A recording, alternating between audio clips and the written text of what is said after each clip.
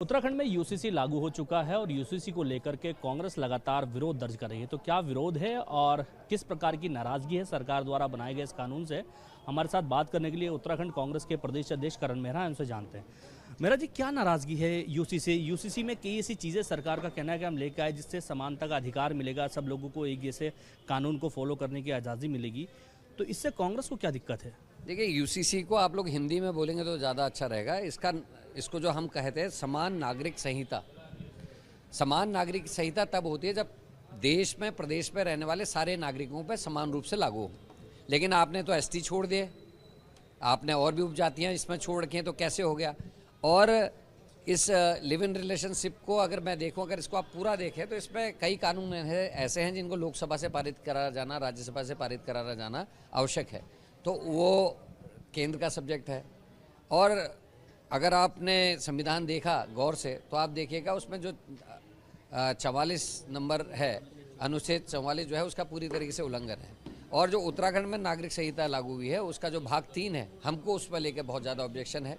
एक तरफ भारतीय जनता पार्टी लगातार ये कहती है कि माइनॉरिटी के लोग, खासकर मुसलमान समुदाय के लोग जो हैं, मुस्लिम समुदाय के, वो लोग 4-4 विवाह करते हैं, इसका विरोध करते हैं। लेकिन इसके भाग 3 में आपने क्या व्यवस्था दी है? आपने पॉलीगैमी को बढ़ाने के लिए ये कानून बनाया है। 378 से लेकर 389 तक का जो कानून है आपके भाग 3 का, उसको एक्सप्लेन क्यों नहीं बीजेपी करती? मेरी ये दूसरी प्रेस है, पहली प्रेस का उत्तर अभी तक नहीं आया है। मैंने एक आगे इसमें आपने दे दिया कि आप 1 महीने के अंदर रजिस्ट्रेशन कराएंगे अगर किसी के संग रहना है, ठीक है साहब। और उसमें आपने रजिस्ट्रार को ये ताकत दे दी कि उस रजिस्ट्रेशन को लीगल माने या इलीगल माने। मान लीजिए एक लड़का और लड़की रजिस्ट्रेशन कराने से पहले 25 दिन से साथ रह रहे हैं और वो गर्भवती हो जाती है, और उसके बाद रजिस्ट्रार के बाद वो 26वें दिन या 27वें दिन या 28वें दिन जाते कि हमारा रजिस्ट्रेशन करो, और वो जांच के बाद रजिस्ट्रेशन करने से मना कर देता है किसी कारण, तो उस महिला का, उस बच्ची का, उस बच्चे का क्या होगा? इसका कहीं उल्लेख नहीं है। दूसरा, आप किसी के संग लिव इन रिलेशनशिप में रह रहे हो, रजिस्ट्रेशन कर लिया, बहुत अच्छी बात है।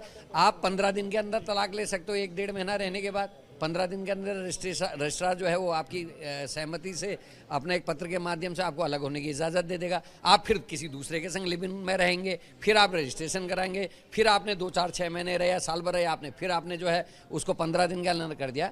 इस तरीके से कई महिलाओं के संग आप रह सकते हो। तो हमारी जो विवाह परंपराएं हैं जो हमारे कानून के तहत, उसके तहत ये नियम था कि कोई व्यक्ति तलाक के लिए जब जाता था, मुश्किल से बमुश्किल 1 या 2% तलाक जो है सक्सेसफुल होते थे, तलाक मिलता नहीं था। और उस समयावधि में जो समय दिया जाता था 1 साल का या जो भी 6 महीने का या साल भर का, उसमें व्यक्ति को सोचने का मौका मिलता था, वो पारिवारिक सामाजिक बाध्यताओं को देखता था, अपने तलाक को वापस भी लेता था। तो इसमें अराजकता बढ़ेगी, भविष्य कुछ नहीं है। और हमारे उत्तराखंड की और हमारे भारत की संस्कृति लिव इन रिलेशनशिप को मान्यता देने वाली नहीं है। कोई भी स्वेच्छा से ये नहीं चाहेगा उसके परिवार का कोई सदस्य बिना शादी के सहवासी संबंध बनाए। इसमें जो इसका इन्होंने उल्लेख किया है, इसको उन्होंने नाम ही दिया है सहवासी संबंध। तो इसका हम विरोध कर रहे हैं। एक जनमत संग्रह के लिए हमने एक 10 क्वेश्चन आर का ये पर्चा बनाया है। हमारा कार्यकर्ता इसको घर घर लेके जाएगा, वहाँ रहने वाले लोगों से इसको भरवाएंगे, सहमत हैं या असहमत हैं, और उसके बाद का हम एक डाटा तैयार कर रहे हैं और हमने इसको डिजिटल भी किया है, और उस डाटा के आधार पर हम एक राष्ट्रपति को ज्ञापन भी देंगे और हम जन जागर करके लोगों को अवेयर करेंगे ताकि वो इस कानून के खिलाफ जनता सड़कों पर उतरे और सरकार को हम मजबूर करें कि इस कानून को बदले।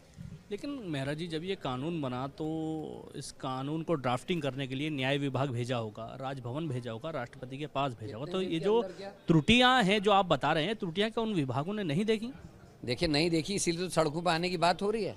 कितनी जल्दीबाजी में इसको किया गया, आपको पता है किस डेट को क्या हुआ, किस डेट को क्या हुआ। और 2 लाख लोग कौन है? मैं तो लगातार इनसे वो ब्लैक एंड व्हाइट में मांग रहा हूँ कि वो 2 लाख लोग कौन थे, उनके नाम, उनके नंबर, उनके पते तो दीजिए। पत्रकार जाएंगे, कुछ बुद्धिजीवी जाएंगे, कभी मैं भी जाऊँगा, हम बात तो करें। आपकी बात हुई नहीं भी, फर्जी आंकड़े। और जो 5 सदस्यीय कमेटी बनाए उसमें 1 आदमी केवल उत्तराखंड का है, 4 आदमी बाहर के, तो ये कैसे स्वीकार होगा? और हमारी जो संस्कृति को नहीं समझते उनके द्वारा ये बनाया गया है, मैं उसका विरोध करता हूँ। ये विरोध कहाँ तक जाएगा? क्योंकि अभी मेरी आपकी महिला कांग्रेस प्रदेश अध्यक्ष से बात हुई कि 70 विधानसभाओं में प्रदर्शन करेंगे, तो क्या ये प्रदर्शन सड़कों से विधानसभा तक जाएगा? निश्चित है, हम इसको गांव लेवल तक लेके जाएंगे। पहले विधानसभा स्तर पे होगा, जिला स्तर पे होगा, ब्लॉक स्तर पे होगा, और हम गांव सभाओं तक इसको लेके जाएंगे। चर्चाएं करेंगे, चाय पर चर्चा जैसे पहले शुरू की थी, दोबारा ये चर्चा होगी। हमारी जो है पंडालों में हम लोग बैठेंगे और इस तरीके के पर्चों को हम भरवा के वापस लाएंगे, ताकि लोगों में एक चर्चा हो और लोग इस बात को बताएं कि वो सहमत हैं या नहीं है। अभी जिस तरह से सत्र चल रहा है, सत्र में क्या आपके विधायक उठाएंगे इस मुद्दे को? देखिए, विधायक मंडल दल की बैठक में तय होगा, इसके लिए मैं एंटाइटल नहीं हूँ और हम सोचते हैं कि विधायक, क्योंकि इतना गंभीर विषय है, इसको निश्चित ही उनको उठाना चाहिए। उसके साथ साथ स्मार्ट मीटर हैं, भ्रष्टाचार है, महिला अपराध है, कानून व्यवस्था है, बढ़ती हुई बेरोजगारी है, महंगाई है, गरीबी है, इन सारे विषयों में किसानों के मामले हैं। और कितने दिन सरकार चलाएगी, क्योंकि आप पूछते तो हो कि नहीं चलाएगी, लेकिन सरकार से भी तो पूछिए हजूर कि जितने दिन साल भर में सत्र चलना चाहिए कि आप चलाएंगे? जब सत्र ही नहीं चलेगा तो प्रश्न कहाँ उठाएंगे? बात हुई थी सरकार से, उनका कहना कार्य मंत्रणा के दौरान जब विपक्ष के नेता होते हैं उस दौरान क्यों नहीं कहते सत्र का वक्त बढ़ा? हमेशा कहते हैं वक्त बढ़ाने के लिए, आज भी 15 दिन के लिए कहा कि सरकार बढ़ाएगी। पिछले बार हमारे दोनों सदस्यों ने कार्य मंत्रणा से इस्तीफा दे दिया था, इसी गुस्से को क्या सरकार ने उनकी बात मान ली थी? तो ये प्रश्न हमसे नहीं, सरकार से होना चाहिए, जिनकी जिम्मेदारी है सत्र को चलाना। बिजनेस लाना भी सरकार की जिम्मेदारी है और सरकार क्वेश्चनों से बचने के लिए करती है। पिछले 3 साल से सोमवार के दिन प्रश्नकाल नहीं लगा है, क्योंकि सोमवार के दिन मुख्यमंत्री के संबंधित विभागों का दिन होता है और इसकी वजह से जो है व्यवस्थाएं ठीक नहीं हो पा रही, ना मुख्यमंत्री से संबंधित विभागों में प्रश्न हो पा रहे हैं। हमारे साथ बात करने के लिए करण मेहरा थे, उत्तराखंड कांग्रेस के प्रदेश अध्यक्ष, जिनका साफ तौर पर कहना है कि उत्तराखंड में जिस तरह से यूसीसी लागू किया गया वो बेहद ख़राब है और इसके अंदर कई ऐसी त्रुटियां हैं जिनको ठीक किया जाना बहुत ज़रूरी है। इसको लेकर के करण मेहरा का कहना है कि कांग्रेस सड़कों से सदन तक इसको लेकर के विरोध करेगी और जल्द एक बड़ा विरोध प्रदर्शन करने जा रहे हैं। साथ ही जनमत संग्रह भी कराने की बात कांग्रेस कर रही है। एक फॉर्म दिया गया है जो जनता को दिया जाएगा और जनता से उनकी राय मांगी जाएगी।